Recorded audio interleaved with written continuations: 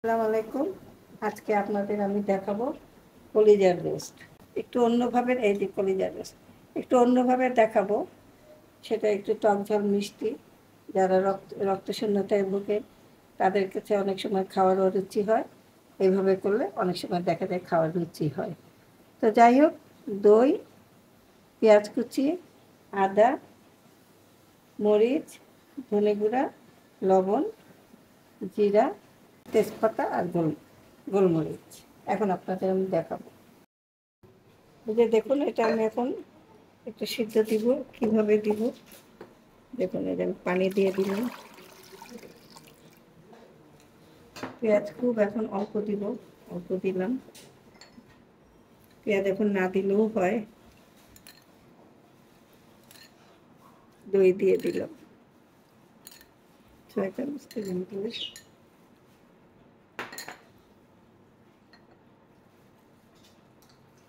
আদা আদা অল্প দিলে হবে। হালকা একটু মরিচ দিয়ে দিচ্ছি, হালকা একটু ধনে দিয়ে দিচ্ছি, একটু জিরা গুঁড়া, লবণ। এখন এটা আমি সিদ্ধ দিয়ে দেব।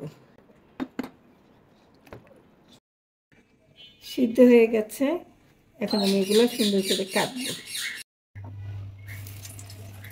তেল দিয়ে দিলাম।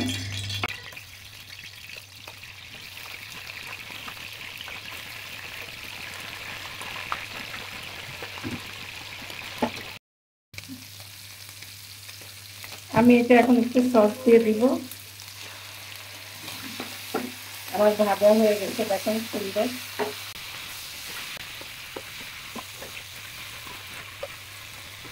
আমি মশলাটা বানাবো। এটা সস দিলে হয় কি, একটু টক টক হয়।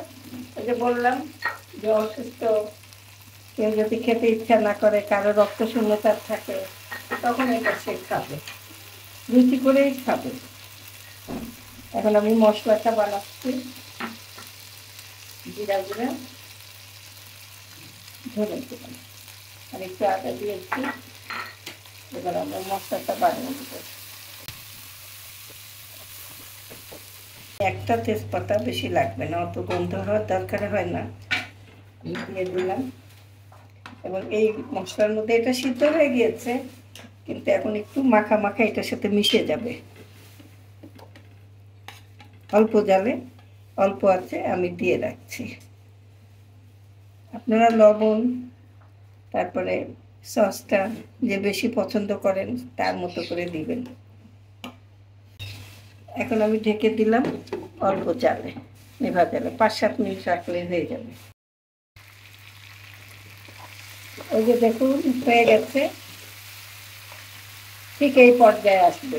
মশলাটা শুকিয়ে যাবে, এই পর্যায়ে আসবে।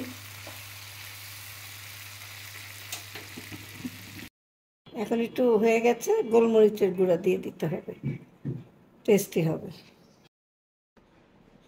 ভিউয়ার্স, আপনাদের যদি ভালো লেগে থাকে, নতুনত্ব কিছু থাকে, তাহলে আপনারা আমাকে নাহার স্পেশাল রেসিপিতে ফলো দিবেন, লাইক দিবেন, কমেন্ট করবেন।